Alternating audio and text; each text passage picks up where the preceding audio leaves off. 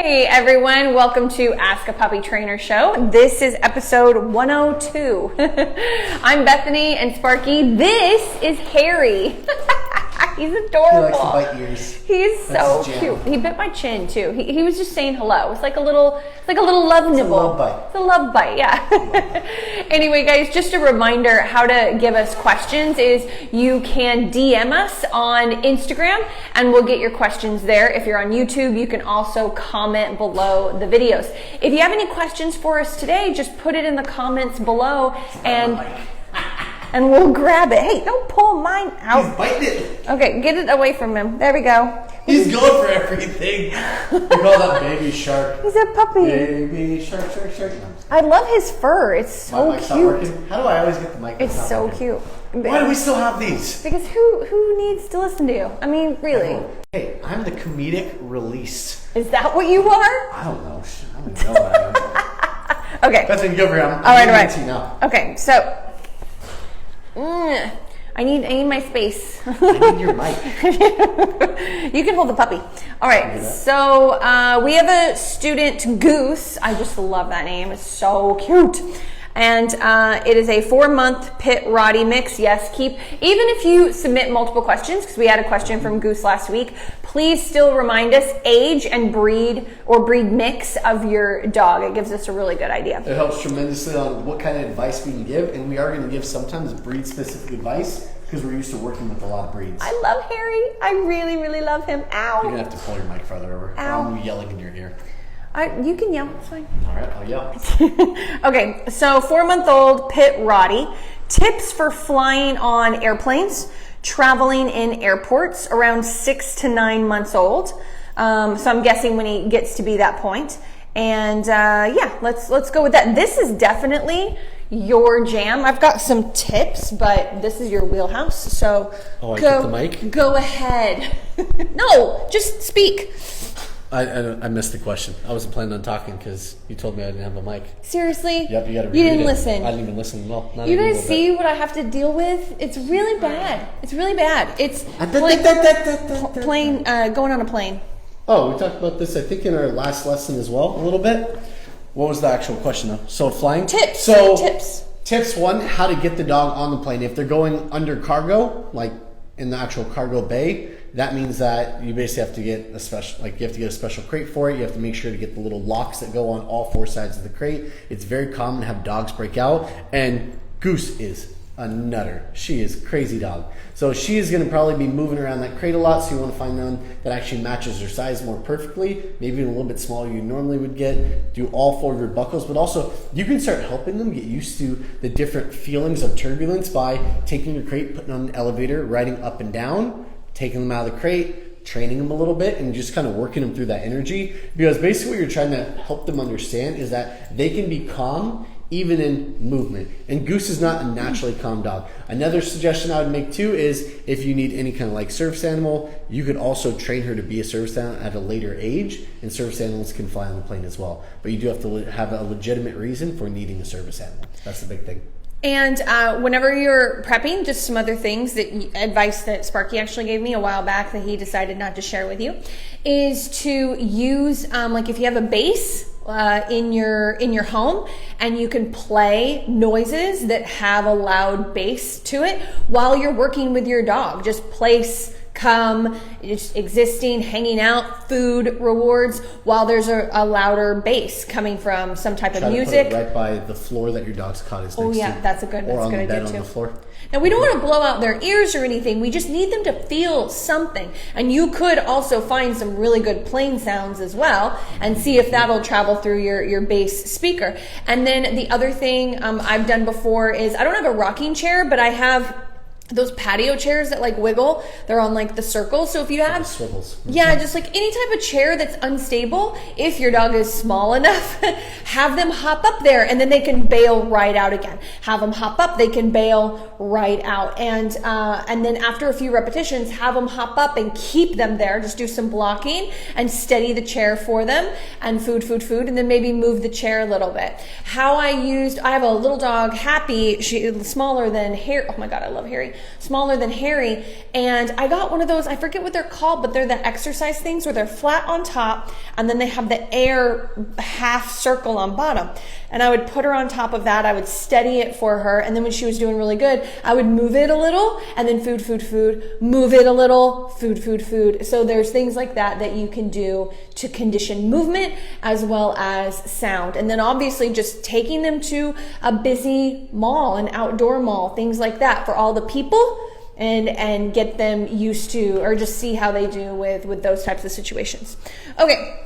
Moving on, they also ask, would you recommend dog parks at this age? We wouldn't recommend dog parks at any age because it is Russian roulette of dog training. Mm-hmm.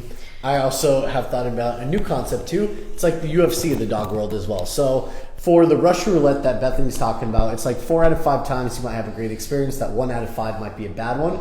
But for those other 4 times where you have a good experience, it is still UFC of the dog world. There's a lot of neck biting, neck pulling, ear pulling. And even if you feel like you're having a good experience, your dog may not be learning the best habits. And dog play is not going to translate to good play outside of the dog park with other dogs who are getting their ears pulled. So that's just something to think about. You may not be getting the best style of play even if you do enjoy the dog park. And for the one time that's going to be bad out of 100, it's usually really bad. And it can do something bad. Yes, and something Sparky and I see a lot is with older families that get a new dog and they want to go to the dog park and we're like, no. They're like, what do you mean? The last 5 Labradors or 5 Bernese Mountain Dogs I've had, I've always gone to the dog park and I haven't had any issues. And it's like, well, your dog has anxiety already.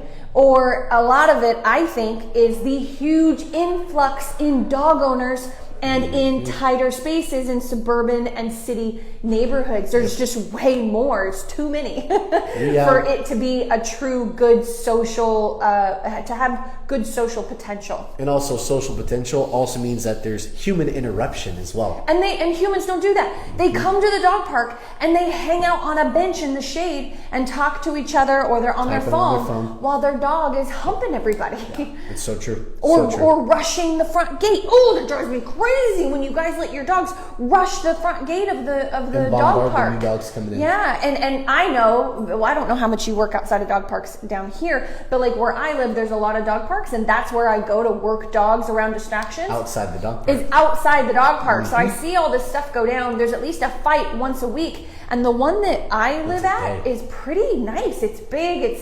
It's kind of away from everybody. It's one of the nicer ones, but there's still a fight once a week. Somebody's hand gets in the middle, and somebody's dog goes home, different than when they came initially. So different is a good way of putting it, because you don't actually know what's going to happen. You could destroy confidence and create fear, or you could build confidence if they're the aggressor, and you could trigger aggressive responses and aggressive behaviors because they have such a huge inburst of like confidence with it. We have 3 dog parks around here. We have our main one, which is the one that most people go to. That is the worst dog park we have in our city. And anyone local, it's the Redondo one. We also have our one that's kind of like more on the outskirts. That's in Aussiedoodle, which is a farther out town. And that tends to be a slightly better dog park because there's fewer dogs and more vigilant owners. And then we have the one that I really am okay, and I send my clients there for recall based work because there's always like maybe 2 or 3 dogs, and a lot of them are like more trained like well-trained dogs, and they can actually practice recall there, recalling away from dog distractions. There's a lot of owners that intercept. I don't even know if I'd call it a dog park at that point, because it's more of just a dog socialization training group in my eyes. So you can find it, but we also see that in more of the rural areas, I think you have better parks. Yeah, I mean, there are 4-acre dog parks in Middle America. So I'm not necessarily talking about those, although, you do have to be careful. There has to be control. There has to be leverage and control over your dog to make sure that they know you are still the leader, even in a big open area situation. Go for a hike instead, and let your dog say break, do a little bit if you want to, if you have friendly dogs, do a little bit of sniffing, and then you're like, okay, let's go. And the movement is what helps keep the dogs in check. Use a long leash. Okay, yeah, you can use a long leash. Let's see, Pity Life with Goose. Goose. Oh, okay. So no doggy park for Goose then. Yeah, sorry. Goose is that personality. So I can even tell you, even when socialization yesterday with Goose alone, Goose will escalate. Goose has about a 7-minute playtime, and at the 5-minute mark, I noticed a double of frustration. He rises to the occasion. She does, yeah. She'll rise to the occasion, and then when I brought out another dog to see how she'd do with 2 big dogs playing together, she wants to intercept it, but the minute they focus on her, she feels slightly overwhelmed, and she will match that and go 2 above it. Goose is not a dog park dog. Goose is a 1-on-1 or 2-on-2 or 3-on-3, and it's a ton of human interaction. Like, there's a lot of human breaking it up. It was Josh and I, and we are usually the more firm dog trainers here, and we were stepping in between, and Goose was dodging feet. Goose was very tunnel vision. So yes, I think smaller groups of dogs, lots of human intervention will be Goose's. Okay, moving on. So I got a question about a 3-year-old dog on a video that we did. Just a reminder, guys, I'm sorry, I really hate not answering questions, but it's got to be under 2. And it's Puppy Academy for a reason. We really get into a lot of weeds when we make it for older dogs. Sorry about that. It's only because our answer for an older dog versus an adolescent dog will be completely different. Even an adolescent puppy is different from an older dog. Yeah, so we already have enough ground to cover. When can a puppy hold their potty overnight? So that was a video that we did. The question is, my 16-week-old Aussiedoodle usually sleeps from 11 to 6. That's pretty good. But uses the pee pad at like 3 a.m. Is this normal? The catch. It is if they have access. 5th floor apartment building. It is if they have access. Yeah. If I have a dog in a crate from 11 to 6, 7 hours, it's a bit of a push. You might be able to get it with like a medium size or a large breed dog. Even as a young puppy, they're going to have a larger bladder. But for a small dog, just say breed, I'm sorry I didn't catch it. 16 Aussiedoodle, 16-week Aussiedoodle. I think you can get 7 hours. You could try it. Yeah, I think you'll get it. But now it's a habit, just so you know, peeing at 3 a.m. So you might be able to shut that crate, and at 3 a.m. you get the whininess. And then at 3:30, you take the dog out. And if I have a spot that I can put that potty pad that's not in the bedroom with you guys, it's in a completely separate room, I want to almost take that dog out at 3:30. I know I'm only saying 3:30 because I'm making the assumption the dog has been whining since 3. And anything past 3:30 is probably going to be a potty exit, maybe even earlier if you need to. But take that dog out of the crate, put on their harness and their leash or their whatever training tool you're using and the leash, and walk them outside of that room. I would do that. Walk them outside that room to the next room and have them potty on the potty pad. If you're not going to go down 5 flights of stairs. I get it. I don't either. Yeah, but yeah, I totally agree with what he's saying. You want to slowly increase the time, but if you give the puppy access, they're always going to use it, and they may not learn how to build up their ability to hold their pee. They might learn, but they also might not. They might just get in the habit of always going at night. I also think there's an issue, a problem, and a habit. An issue is them coming out at 3 a.m. the first couple times. Problem is 5 to 6. Anything above that is a habit, and it takes a while to break a habit. To give you an example, my border collie, who is 11, 12, he had a bout of diarrhea due to getting into something. And we started taking him out in the middle of the night because he would think God was waking us up. And then, even though his diarrhea was resolved after about 3-4 days, he woke us up a few more days. And we took him out, and he ran amok in the yard like it was woohoo 4 a.m. That's what Cheyenne, my dog, started doing as well. Now she comes at 5 a.m., wakes up my wife first, puts her head right in the bed. Doesn't come to me because I sleep like a brick. You just called her your wife. Oh, shoot. She's about to be. Close. How cute is that? Fiance. Clarity, fiance. I'm still on the market, ladies. She is not. No. It has nothing to do with you. She is not totally committed yet. Why can't it be me? Anyway, sorry. Anyway, I forgot the point of my trip. 5 a.m. 5 a.m. has been coming in, and honestly, for the first 2 times, I was like, oh God, she's getting old, and she's like gonna have accents because she's an old lady. No, I take her out there and she's just like, woo! Run around the outside, and I'm like, oh, no. So now it's place, sit, down. By the way, my dog's 11, so she doesn't sleep in a crate anymore. She's been out of it for a while. Ours too. But I will do a firm place command. It will be you get your butt on the place, and if you get off, we're doing a training session at 5 a.m. for 20 minutes, and you're going to be tired.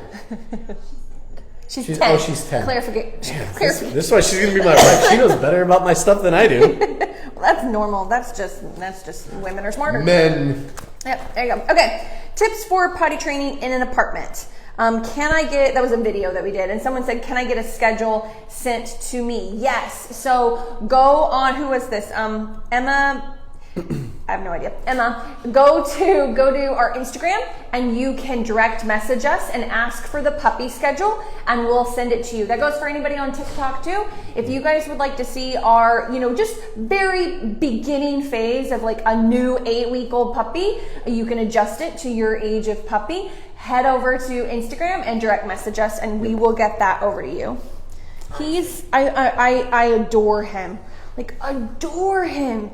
He's some terrier mix, right? Oh, he's so cute. Oh my gosh. You would think that I would get tired of the many, many years of all the dogs and the puppies, and never. Never. Okay.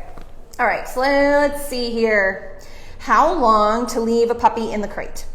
Do you have, that was a video that we did. How long do you leave a puppy in the crate? And then we got some questions based off of that. Natalie Delmar says, do you have suggestions? Do you have suggestions on how to keep a puppy in a crate without me around? He's okay, but he'll cry until I come back. Now we got a follow up because we answered that. And she said, honestly, it hasn't gotten much better. I've taken him to daycare, and that is what's given me peace. But that's also a bit of a crutch. Like, let's be honest with each other. It's a bit of a crutch because you're not working through the problem. You're finding an alternative. For me, if you like that alternative, that's totally fine. I have a lot of clients that don't want to wean off of the crate crying when they leave, and they still do crate when they're home. I have a client just recently who did that, and their dog was pushing a lot of other ways as well, and it kind of had some ulterior effects that they weren't super happy with. But if you want to have a dog that can be confident enough when you leave, you have a form of separation anxiety and maybe even boundary anxiety, crate anxiety. So that's something to work through. I would say look up puppy meditation. Or what is your video called? Dog meditation. It's called dog meditation, but you use it for puppies too. Yep. And our online school, we have a whole bunch of videos that talk about separation anxiety. And one-on-one help. One-on-one help too. We also have a full-blown puppy meditation video that's about specifically young puppies who are struggling with this type of stuff. So to check that out, go to our puppyacademy.com. There's a little banner on top that you can click. It sends you right to the online school. Angel says, I'm going through the same thing. I have no idea how to fix it. So honestly... Wait. I got to say one thing before you do that. There is no fix. There's coping mechanisms. So when you go to a therapist and say, doctor, fix me, they're like, no, that's not how therapy works. We teach you coping mechanisms to work through the anxiety. Your dog has anxiety. There is no fix. There's coping mechanisms to help them. Environment, journaling. Like there's like 20 different things that you're trying to do to see what to see what works for you. I know you're perfect. You just have no idea.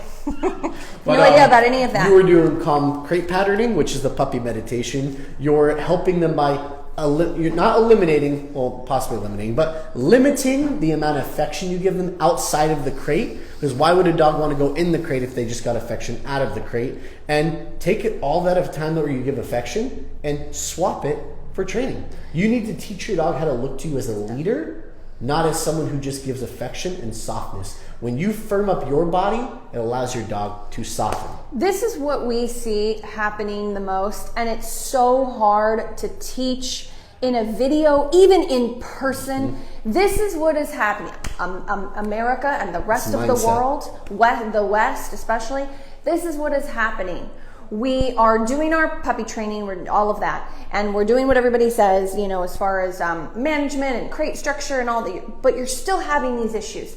That is probably because every time your puppy is out of crate, they are getting a little overstimulated, which is normal, but then there's nothing to calm them back down before they go back in crate. Now, there's many ways you can do that. I'm dealing with a 7-month-old, 8-month-old separation anxiety case right now. And I want to be able to play with him because I think it's important for his age, and he just has so much energy. And being pregnant, I cannot work this dog for an hour, so he'll sleep in crate. So I'm bending my own rules, and I'm doing some play with him. But then, can you do this with your puppy? I take the toy and I just put it next to me or on my leg or on the floor, and I say no. And I use blocking, and I'm like, no. Can you explain what blocking is? Yes, I will. Yes, I will. And I use a word like enough or all done, tend to be the 2 words that I use. I use enough. I like that. And that's like the word, and I make a big hand gesture. I always have, because Happy used to be Barky. I know it's shocking, my little dog Happy. And so I'm like, enough! And I'm like, good, food. So I do like a big hand gesture. I'm like, enough! And the blocking is every time he takes 1 step towards the toy, it's in a space where I can say no, and he's little, so I don't have to stand up. If he's a big dog, I would stand up.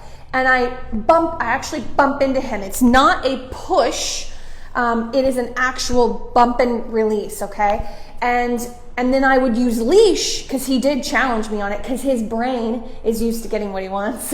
or it's used to always being redirected by food, right? Which is different than calm down. And so that's what he's used to. So I use the leash to back my bump up, to teach him, like, you got to start listening to people and spatial pressure. So I use the leash, a little tug, and then he sits and he thinks. I got him on camera sitting there thinking for 2 minutes. I was like going to take a nap. And then finally he tries to take another step towards the toy. His brain is still in follower mode. And it took me 8 minutes the first time we did it for him to just give up and curl up and lay down next to my knee. Settle mode. Yeah, and I'm like, okay, now we go on to calm crate patterning, dog meditation, and which is hard to do with puppies under 6 months old, but you can tweak it and do it. And then leash off.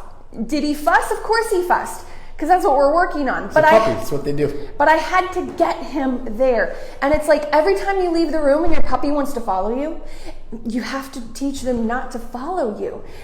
Every time you pet them, even if you pet them calmly, like you should most of the time, do they get excited? And then they're like, oh, I'm going to go grab a toy.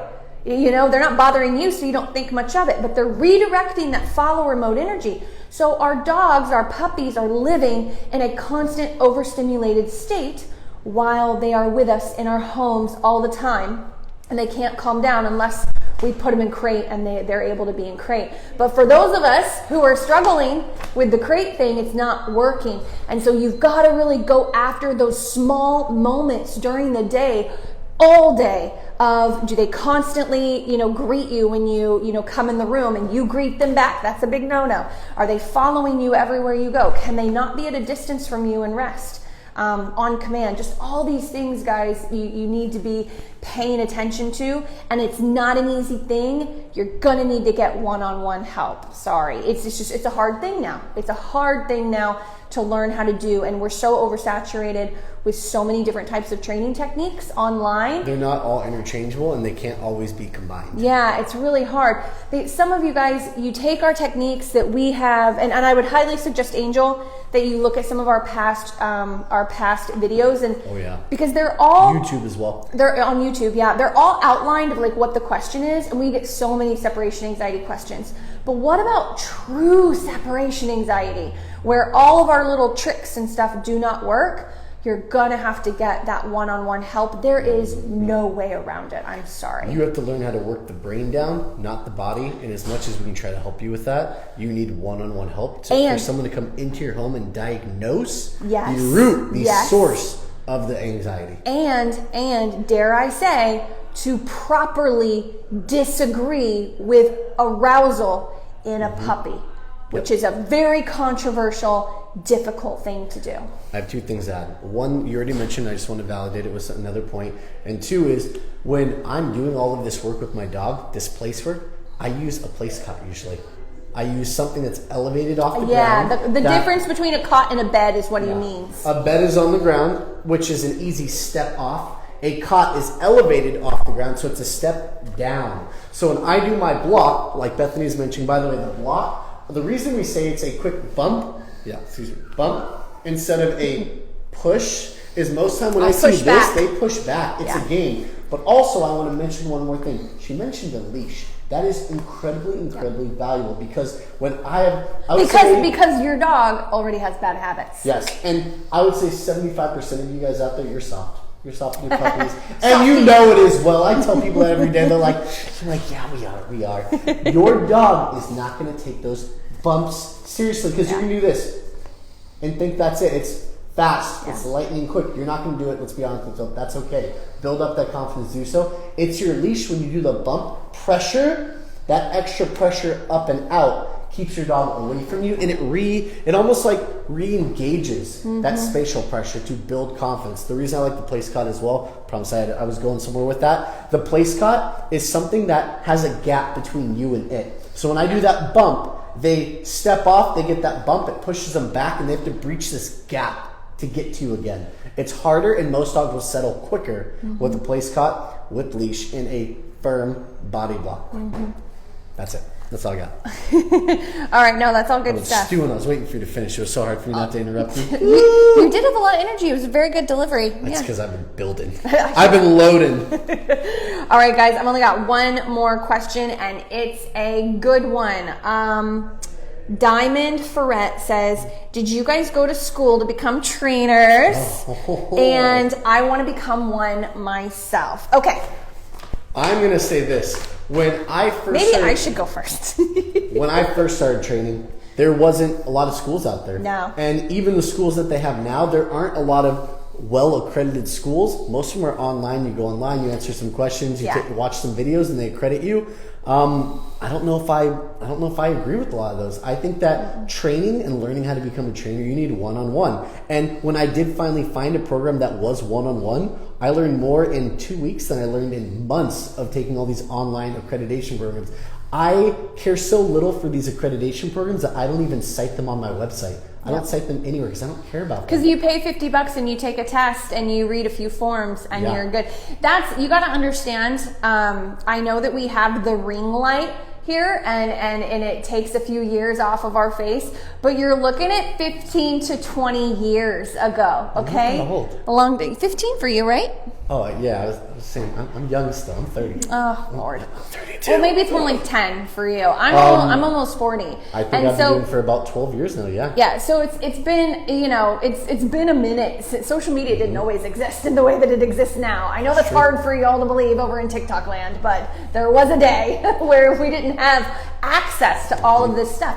Now, being a new person, having access to everything, it's amazing. Wait a minute though. I don't know.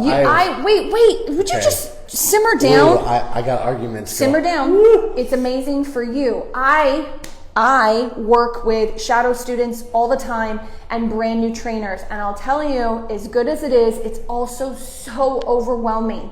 So overwhelming. All the philosophies and everything. So here's the thing. I could give you my background, but I don't think it's necessary. So let me just give you this advice. I forgot your name, but let me just give you this advice. What I would do is I would really look into philosophy. You've got the, positive reinforcement, and you've got balanced training. You've also got compulsion trainers, but they will never admit to it. So we're just going to ignore that category. So we're going to look at positive reinforcement and balanced training. Balance includes positive reinforcement. Mm-hmm. If you really want to get good though, in my opinion, you really need two things. You need to be excellent at marking the good moments. Because when you learn, when you learn like sit good food and handling delivery and all of that, when you learn that, once you need to correct a dog for something later in your career, your timing for your no will pick up just as good because of all of your practice with your yeses, okay? So it's totally fine. Go out there and look for a great positive reinforcement trainer. They're probably easier to find. They're much easier to find. And not only that, but if you go to a balance trainer, you're probably going to get a ton of behavioral issues, which are going to overwhelm you. So anyway, there's just kind of a side note on that. The other thing that I want to say is leash handling. So really work on teaching a dog how to give in to leash pressure, teaching leash handling, body language. So you've got positive reinforcement and you've got dog psychology. And when you learn how to combine those two, welcome to the life of being a balanced dog trainer. You can help almost anyone. Mm-hmm. And there are so many trainers that you could follow for this. Michael Ellis from Learburg is a good one for the positive reinforcement. Sherry Lucas, Pack Leader Dogs on Instagram. There's so much out there that can get you started. Those are a few. And I believe Michael Ellis Nowadays, the popular thing is online classes. And so you could take some of those, but you got to get your hands on some dogs. So friends dogs, rescue dogs, foster a dog. You got to get your hands on some dogs, and because there's no amount of watching something that is going to help you. You've got to look at the video and practice with a dog, and then look at the video again and what went right and what didn't. And that's how I learned, just because we didn't really have any resources. For me, to where I found my end is I started working at Petco as a dog trainer for Petco. Yeah. They had a training program that was okay. It was very focused on one side of the field, which was the positive reinforcement. But it gets your foot in the door. That's what it was. And they'll train you. It was about learning how to talk to owners. Yes. Anyone can be a good dog trainer. It's not being a good dog trainer doesn't mean you can work with dogs. You can find a good teach owners. I can throw to work with their dogs. Yeah, I can throw a stick and find a good dog trainer. Yep. Try to find someone who is a good dog trainer and can communicate what to do with clients. Yep. Anyway, I don't want to overwhelm you. That's plenty for you for now. And good luck, everybody out there. And we'll see you same time, same place next week. Awkward smile. Awkward smile.